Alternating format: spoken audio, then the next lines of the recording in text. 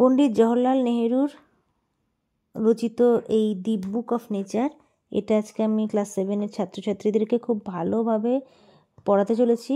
তোমরা মন দিয়ে শোনো। The book of nature, Jawaharlal Nehru. প্রথমে the poet and the text সম্পর্কে জেনে নিচ্ছি। Pandit Jawaharlal Nehru was a great freedom fighter, মানে পণ্ডিত জওহরলাল নেহেরু ছিলেন একজন মহান মুক্তিযোদ্ধা, and the first prime minister of independent India, এবং স্বাধীন ভারতের প্রথম প্রধানমন্ত্রী ছিলেন। He was a very good writer as well, তিনি খুব ভালো লেখকও ছিলেন। The discovery of India, glimpses of world history and autobiography are some of his noted works. The discovery of India, glimpses of world history এবং autobiography তার উল্লেখযোগ্য রচনা। এই তিনটে নাম বললাম, এই তিনটে নাম মুখস্থ রাখবে। তার তিনটি রচনার নাম বলো বা যে কোনো একটি নাম বলো, তাহলে তোমরা এই নামগুলো বলতে পারবে। During the late 1920s, he wrote a series of letters to his young daughter Indira to share his ideas. 1920 দশকের শেষের দিকে তিনি তার মেয়ে ইন্দিরাকে, মানে আমরা যাকে ইন্দিরা গান্ধী বলে চিনি, তার ধারণাগুলি এবং চিন্তা ভাবনা এবং জ্ঞান ভাগ করে নেওয়ার জন্য একাধিক চিঠি লিখেছিলেন। মানে অনেকগুলো চিঠি লিখেছিলেন 1920 শেষের দিকে, ঠিক আছে, 1920 দশকের শেষের দিকে। His ideas, thoughts and knowledge with her. These letters were later compiled into a book titled Letters from a Father to His Daughter. এই চিঠিগুলি কিন্তু পরে letters from a father to his daughter নামে একটি বইয়ে সংকলিত হয়েছিল। এই যেখানে বলছে না কম্পাইল্ড, এটা মানে হচ্ছে সংকলিত হয়েছিল, মানে সবগুলো চিঠিগুলোকে এক জায়গায় করে একটা বইয়ের মতো আকার দেওয়া হয়েছিল। আর বইটার নাম হয়েছিল letters from a father to his daughter, মানে একটা চিঠির বই আর কি। হ্যাঁ, অনেকগুলো চিঠি from a father to his daughter, একটা বাবার থেকে তার মেয়ের প্রতি লেখা চিঠি, এরকম একটা নাম দেওয়া হয়েছিল। ইংরেজির হুবহু তো বাংলা হয় না, তো বাংলা হুবহু বাংলাগুলো এরকম দাঁড়ায়। আচ্ছা, এবার ইউনিট 1 আসল যে গল্পটা সেটা চলে আসছে। When you and I are together you often ask me, এখানে অফন মানে প্রায়শই, questions about many things and I try to answer them. যখন তুমি এবং আমি একসাথে থাকি, তুমি প্রায়শই আমাকে অনেকগুলো বিষয় সম্পর্কে প্রশ্ন জিজ্ঞাসা করো এবং আমি সেগুলির উত্তর দেওয়ার চেষ্টা করি। ঠিক আছে, এই যে and I try to answer মানে চেষ্টা করি, অ্যান্সার দিতে, অ্যান্সার দেম মানে সেগুলোর অ্যান্সার দিতে, উত্তর দিতে। হোয়েন ইউ মানে যখন তুমি, যেগুলো কঠিন শব্দ সেগুলোর আমি মানে বলে দিচ্ছি। And you and I are together মানে তুমি আর আমি একসাথে, টুগেদার মানে একসাথে। আচ্ছা, now that you are at Mussoorie and I am in Allahabad, we cannot have these talks. Now that you are at মানে এখন তুমি যেহেতু, ওই যে দ্যাট মানে এখানে যেহেতু মুসৌরিতে, অ্যাট মুসৌরি মানে যেহেতু মুসৌরিতে, এবং আমি ইন এলাহাবাদ মানে আমি হচ্ছে এলাহাবাদে আছি। We cannot have this talks, তাই জন্য এইরকম আলোচনা আমাদের হতে পারে না মানে হচ্ছে না। আমরা যেহেতু দুজন অনেকটা দূরে আছি, তাহলে সাথে কাছাকাছি থাকলে যে আলোচনাগুলো করা যায় সেইগুলো আলোচনা তো চিঠিতে বা ফোনের মাধ্যমে হয় না, সেটাই আর কি এখানে বলা হচ্ছে। I am therefore going to write to you from time to time short accounts of the story of our earth and the many countries, great and small, into which it is divided. I am therefore going to write, অতএব আমি লিখতে চলেছি। কি লিখতে চলেছি? Going to write to you, তোমাকে লিখে পাঠাতে চলেছি। কি লিখে পাঠাতে চলেছি? ফ্রম টাইম টু টাইম মানে সে ঠিক সময় অনুযায়ী সময় যখনই সময় পাওয়া যাবে সেই সময়তে শর্ট অ্যাকাউন্টস মানে ছোটো সংক্ষিপ্তভাবে বিভিন্ন দেশের কথা, অনেক দেশের কথাই লিখবে, পৃথিবীর গল্প সম্পর্কে লিখবে। তো আমি পুরোটার বাংলা মানেটা এবার বলছি। অতএব আমি তোমাকে সময়ে সময়ে আমাদের পৃথিবীর গল্প এবং অনেক দেশের গল্পের সংক্ষিপ্ত বিবরণ, বড় এবং ছোট, যার মধ্যে এটি বিভক্ত করা হয়, তার সংক্ষিপ্ত বিবরণ লিখতে চলেছি। ঠিক আছে, মানে এটার মানেটা হয়তো একটু কঠিন লাগছে তোমাদের কাছে, কারণ অনেক দেশের গল্পের কথা একবারে তো বলতে পারবে না, একটা দেশের গল্পকে আর একটা চিঠিতে লেখা সম্ভব, তাই সংক্ষিপ্ত আকারে লিখবে এবং কখনো গ্রেট অ্যান্ড স্মল, কখনো বড় কখনো ছোট, এরকমভাবে আর কি লিখে পাঠাবে। আর এই যে বলেছেন যে into which it is divided, মানে এর মধ্যে ভাগ ভাগ করে করে সংক্ষিপ্ত বিবরণগুলো চিঠির মাধ্যমে উনি লিখবেন। আচ্ছা, you have read a little about English history and Indian history. You have read মানে তুমি পড়েছো, তুমি পড়িয়াছো বা পড়েছো চলতি ভাষায়, তুমি পড়েছো এ লিটল, এগুলো সম্পর্কে অল্প অল্প তুমিও পড়েছো। তুমি ইংরেজি ইতিহাস এবং ভারতীয় ইতিহাস, ইংলিশ হিস্ট্রি আর ভারতীয় হিস্ট্রিতে এগুলো সম্পর্কে কিছুটা পড়েছো। But England is only a little island and India through a big country is only a small part of the earths surface. তবে ইংল্যান্ড কেবল একটি ছোট দ্বীপ এবং ভারত যদিও একটি বড় দেশ, মানে আমরা কী ভাবি ইংল্যান্ড বোধহয় বিরাট বড় একটা দেশ এরকম, কিন্তু তা কিন্তু নয়। উনি বলছেন যে ইংল্যান্ড, তার মেয়েকে বোঝাচ্ছেন যে ইংল্যান্ড কিন্তু একটা ছোট্ট একটা দ্বীপ আর ভারত কিন্তু একটা বিরাট বড় দেশ সেই তুলনায়, ঠিক আছে। তো it is only a small part of the earth surface, এটি পৃথিবীর পৃষ্ঠের শুধুমাত্র একটি সামান্য অংশ। যতই ইংল্যান্ড একটা ছোট দ্বীপ এবং ভারত যদিও একটা বড় দেশ, কিন্তু এগুলো সবই কি পৃথিবীর উপরে ছোট্ট একটা সামান্য অংশ, পৃথিবীর তুলনায় এগুলো সবই সামান্য অংশ।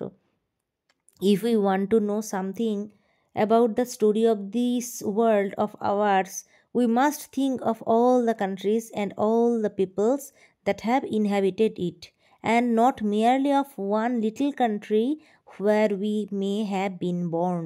আমরা যদি আমাদের এই পৃথিবীর গল্পটি সম্পর্কে কিছু জানতে চাই, তবে আমাদের অবশ্যই সমস্ত দেশ এবং এইসব দেশগুলোতে বসবাসকারী সমস্ত লোকদের সম্পর্কে অবশ্যই ভাবতে হবে, এবং কেবল একটি ছোট্ট দেশ সম্পর্কে ভাবলে চলবে না যেখানে আমরা জন্মগ্রহণ করেছি। মানে শুধু আমরা এইটুকু জানলেই ভাবি যে আমরা ভারত সম্পর্কে জানবো, আমরা অন্য দেশ সম্পর্কে জানবো না। কিন্তু যদি আমরা পৃথিবীর সম্পর্কে গল্প বলতে চাই বা কোথাও কোনো আলোচনায় অংশগ্রহণও করতে চাই, তাহলে কি আমাদের এভাবে জানলে হবে শুধু ভারত সম্পর্কে? তা তো হবে না। সেটাই উনি বলছেন যে আমাদেরকে কিন্তু পৃথিবীর সম্পর্কে কিছু জানতে চাইলে আমাদেরকে শুধু আমরা যেখানে বসবাস করি, আমরা যেখানে জন্মগ্রহণ করেছি সেই দেশ সম্পর্কে শুধু জানলে হবে না, সেটা একটা ছোট্ট দেশ, সেটা সম্পর্কে জানলে হবে না। আমাদেরকে অবশ্যই সমস্ত দেশ সম্পর্কে জানতে হবে, আর সেই দেশে যারা বসবাস করেন তারা কেমন, তারা মানে কী ধরনের আচার আচরণ বা তাদের সেখানকার জলবায়ু ইত্যাদি ইত্যাদি সব কিছু আর কি জানতে হবে, তবেই আমরা পৃথিবী সম্পর্কে একটা সম্যক ধারণা করতে পারবো। ওটাই উনি আর কি এখানে বুঝিয়েছেন। আমি তোমাদেরকে সব একটু বিস্তৃতভাবে বলে দিলাম সহজ ভাষায়। আর এখানে কি বলা হয়েছে সেই ভাষা তো আমি অনুবাদ করে দিয়েছি প্রথম যে লাইনটা বললাম যখন ইংরেজিতে, তারপরে আমি যেটা অনুবাদ করলাম সেটা হচ্ছে আসল অনুবাদ। আর বাকিটা আমি তোমাদের একটু মনে বেশি রাখার জন্য একটু বিস্তৃতভাবে বলে দিলাম, যাতে তোমাদের বুঝতে আর মনে রাখতে অনেকটা সুবিধা হয়, মুখস্থ হয়ে যায়। আচ্ছা, এখানে যদি কোনো ওয়ার্ডের মানে বা কোনো প্রোনাউন্সিয়েশন মানে উচ্চারণ তোমাদের বুঝতে অসুবিধা হয় কমেন্ট করো, আমি বলে দেবো। আমি চেষ্টা করছি খুব তাড়াতাড়ি একটা ভিডিওর মধ্যে ইউনিট 1 কমপ্লিট করে তার লেসনটা কমপ্লিট করার, দেখা যাক 10 মিনিটে কমপ্লিট করতে পারি কিনা। I am afraid I can only tell you very little in this letters of mine. আমার ভয় হচ্ছে, আই অ্যাম অ্যাফ্রেড মানে আমি ভয় পাচ্ছি। আই ক্যান অনলি টেল আমি আমার এই চিঠিগুলোতে এই চিঠিগুলোতে little in this letters of mine খুব কম বলতে পারবো। হ্যাঁ, আমি বেশি বলতে পারবো না। আই ক্যান অনলি টেল আমি বলতে পারবো ভেরি লিটল খুব অল্প, ইন দিস লেটার্স এই চিঠিগুলোতে, অফ মাইন্ড মানে আমার চিঠিগুলোতে। আমি ভয় পাচ্ছি আমি আমার এই চিঠিগুলোতে তোমাকে আমি খুব কম বলতে পারবো এইসব সম্পর্কে, কারণ এগুলো এত বড় বড় ঘটনা এত ছোটো চিঠির মধ্যে তো বলা সম্ভব না। তাই আর কি বলছে যে সবটা বলতে পারবো না, সেটাই আর কি ভয় বলতে এখানে অন্য কিছু নয়, জাস্ট এইটাই আর কি যে সবটা কথা বলতে পারবো না। But that little I hope will interest you and make you think of the world as a whole and of other peoples in it as our brothers and sisters.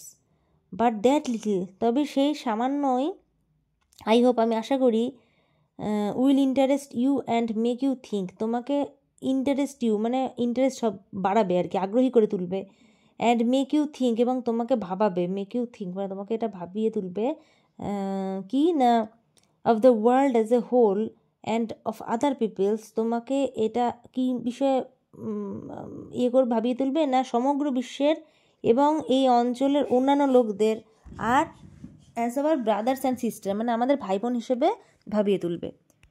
When you grow up you will read about the story of the earth and her peoples in fat books, and you will find it more interesting than any other story or novel that you may have read. তুমি যখন বড় হবে, when you grow up মানে বড় হওয়া, তখন তুমি মোটা মোটা বইগুলোতে পৃথিবী এবং তার লোকদের গল্প পড়বে। এবং যে ফ্যাট বুক বলতে এখানে মোটা বই বলছে, মোটা বইগুলোকে পৃথিবী এবং তার লোকেদের গল্প পড়বে, এবং তুমি যে কোনো গল্প বা উপন্যাস পড়েছো তার চেয়ে বেশি আকর্ষণীয় দেখতে পাবে। মানে তো যে পৃথিবীর গল্পটা আরও বেশি আকৃষ্ট করবে তাকে।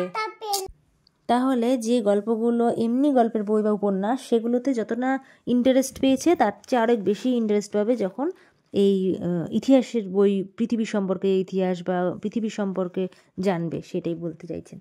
You know of course that our earth is very very old, millions and millions of years old. তুমি অবশ্যই জানো, you know of course মানে তুমি অবশ্যই জানো, of course মানে অবশ্যই, নো মানে জানো, যে আমাদের পৃথিবী খুব খুব পুরনো, মিলিয়ন মিলিয়ন বছরের পুরনো, মানে তার কতটা পুরনো আর কি, মানে কত বয়স পৃথিবী যদি জিজ্ঞেস করে, এক্ষেত্রে একটা প্রশ্ন আসে, তাহলে তোমাদের বলতে হবে যে খুব পুরনো, মানে মিলিয়ন মিলিয়ন বছরের পুরনো। And for a long long time there were no men or women living in it. এবং দীর্ঘদিন ধরে সেখানে লং লং টাইম মানে অনেক দিন পর্যন্ত দেয়ার ওয়ার নো মেন, সেখানে কোনো পুরুষ ছিল না, or women living in it, এবং কোনো মহিলাও ছিল না। তাহলে দীর্ঘদিন ধরে এখানে before the men came there were only animals, and before the animals there was a time when no kind of life existed on the earth. Before the men came, মানুষেরা আসার আগে, দেয়ার ওয়ার অনলি অ্যানিমালস, সেখানে শুধুমাত্র জীবজন্তুরা থাকতো, এবং জীবজন্তুদের আগে, before the animals, জীবজন্তুদের আগে দেয়ার ওয়াজ এ time, এমন একটা সময় ছিল যখন when no kind of life, পৃথিবীতে কোনো প্রকারের জীবনই এক্সিস্ট করতো না, মানে কোনো প্রকারের জীবনের অস্তিত্বই ছিল না। It is difficult to imagine this world of hours, এটা ইমাজিন করা, এটা কল্পনা করা খুবই কঠিন। দি ওয়ার্ল্ড অফ আওয়ার্স মানে আমাদের এই পৃথিবীটাকে কল্পনা করা খুব কঠিন। Which is so full today of all kinds of animals and men, যেটা আজকে পরিপূর্ণ, সো ফুল মানে পরিপূর্ণ, আজকে পুরো পরিপূর্ণ of all kinds of animals, বিভিন্ন রকমের জীবজন্তু এবং মানুষ দিয়ে পরিপূর্ণ, টু বি উইদাউট দেম, এবং এদের ছাড়া, এই যে বিভিন্ন প্রকার জীবজন্তু এবং মানুষ ছাড়া কল্পনা করাই কঠিন। But scientists and those who have studied and thought a great deal about these matters tell us that, but scientists মানে বিজ্ঞানীরা, কিন্তু বিজ্ঞানীরা এবং those এবং তারা যারা studied and thought a great deal, যারা এই বিষয়গুলো সম্পর্কে পড়াশোনা করেছেন, স্টাডিড মানে পড়াশোনা করেছেন, এবং থট এ গ্রেট ডিল এবং ভেবেছেন, about this matters tell us that, এভাবে তারা আমাদের বলেছেন যে একটা that there was a time when the earth was so too hot for any living being to live on it. তো তারা এসব পড়াশোনা করেছেন, এবং তারপর তারা ভেবেছেন যে একটা সময় ছিল যখন পৃথিবী খুব উত্তপ্ত ছিল, এবং তখন কোনো প্রাণী, সো হট মানে এত বেশি হট ছিল যে কোনো প্রাণী সেখানে বেঁচে থাকতে পারতো না, কোন প্রাণীর পক্ষে সেটা খুব কঠিন ছিল, এত বেশি গরম ছিল পৃথিবীটা, একটা উত্তপ্ত অগ্নিকুণ্ডর মতো ছিল, একটা জ্বলন্ত অগ্নিপিণ্ড, তার মধ্যে তো কেউ বাঁচতে পারে না, যে কোনো প্রাণী তো বাঁচতে পারবে না। তো সেটাই আর কি ছিল বলে আমরা তাদের কাছ থেকে তাহলে জানতে পারলাম। And if we read their books and study the rocks and the fossils মানে the remains of old animals, we can ourselves see that this must have been so.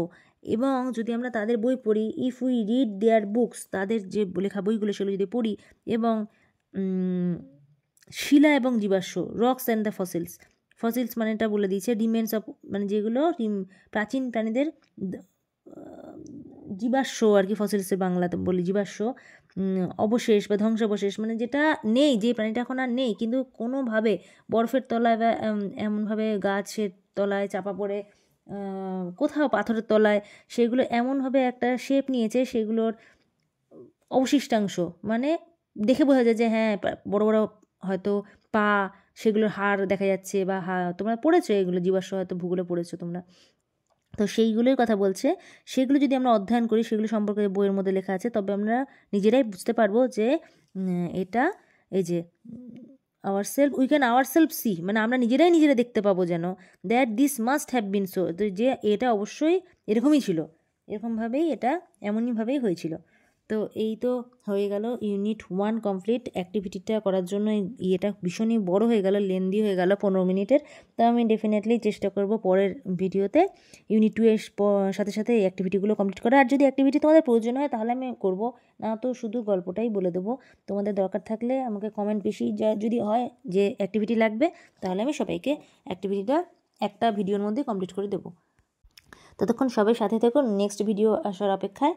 সবাইকে অনেক অনেক ধন্যবাদ। আর এখানে নোটিফিকেশান বেলটা অন করে রেখো, তাহলে আমি কখন ভিডিও দিচ্ছি সেটা তোমরা বুঝতে পারবে।